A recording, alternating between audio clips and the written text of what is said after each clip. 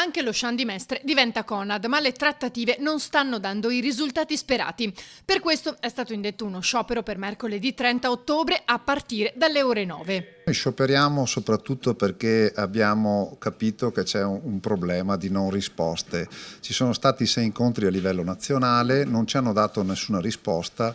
Abbiamo fatto le assemblee, i lavoratori ci hanno dato mandato di bloccarci e chiedere risposte concrete. Il punto vendita di Mestre non rientra tra i 109 che dovranno affrontare il passaggio entro febbraio 2020 e i lavoratori sono sempre più preoccupati. Parliamo di 250 famiglie con l'indotto di 500 persone e quindi la preoccupazione è maggiore. E ai lavoratori purtroppo dobbiamo dare, giustamente, non purtroppo, delle risposte concrete e a tutt'oggi non le abbiamo. Che al momento non ci sono. Si sa che il posto di lavoro ci sarà durante il passaggio, ma poi nessuna risposta. Noi vogliamo avere una certezza di quello che sarà il destino dei lavoratori dell'Auchan.